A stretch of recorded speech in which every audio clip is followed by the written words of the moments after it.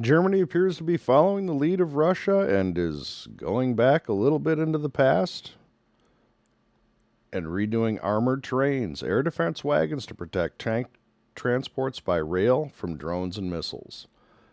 The Bundeswehr is apparently planning to procure train carriages specifically equipped for air defense from KNDS Germany.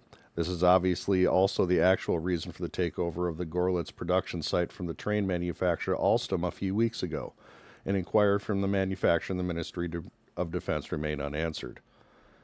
We're going to go a little bit down into this. In the Munich headquarters of the new armored train manufacturer, a top-secret project group was apparently formed a year ago by the realization of the project under the leadership of program manager W. Albrecht. However, Albrecht did not want to confirm this when asked by Hardpunkt. No one has any intention of building air defense wagons, the manager explained. That is not true. It can't be. Not when you're see what the Russians are doing in Ukraine right now. But a little bit more into this. They actually go into the breakdown of the train carriages. This is pretty cool. Nevertheless, well-informed circles assume that the project could be brought through the concept phase in record time and is about to start realization. Since rail transport is considered to be particularly low vibration, the weapon systems should have full performance during transport. It is apparently planned to protect transport trains with a total of 5 air defense wagons in 4 different variations. 2 anti-aircraft gun wagons with Skynex air defense system, a radar wagon, and 1 wagon each with a set of IRIST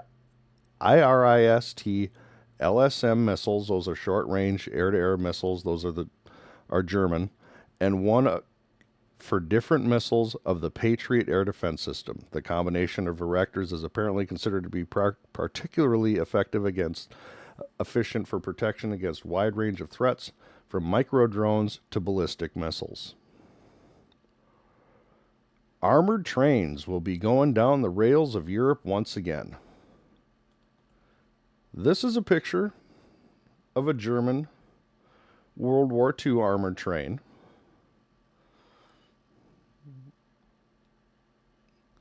These were common. These were common in Europe. These were all over the place because Allied air power was hunting everything on rails. And the Soviets also used armored trains to a great extent. And the current iteration of the Russian army is also using trains, armored trains.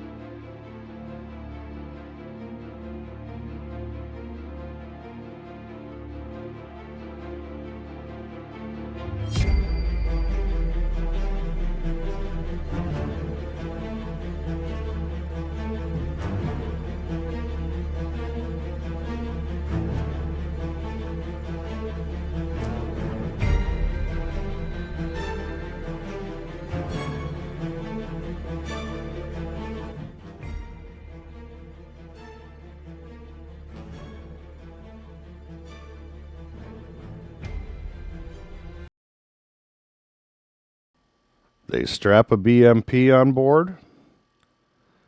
They strap a couple of anti-aircraft guns. You saw the armored nature of where the troops were. That was clearly cut steel that those machine guns and those AK-47 muzzles were sticking out of. This is their first rough iteration of this. As you can see, the Germans are going to go about this in a very German way. Very thought out, very specific, very planned, very purposeful. It's a very German way of doing things. And this armored train from Russia is very much a Russian way of doing things. Slap stuff together, make it work. So it does look like past is prologue. Armored trains to once again be rolling across the rails of Europe.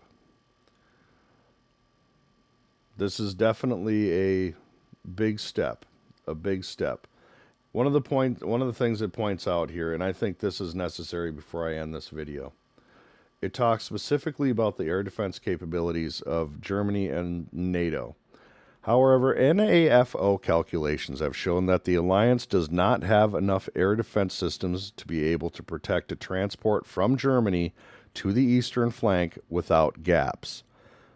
The only the securing in the context of loading and unloading is apparently feasible with the currently available means.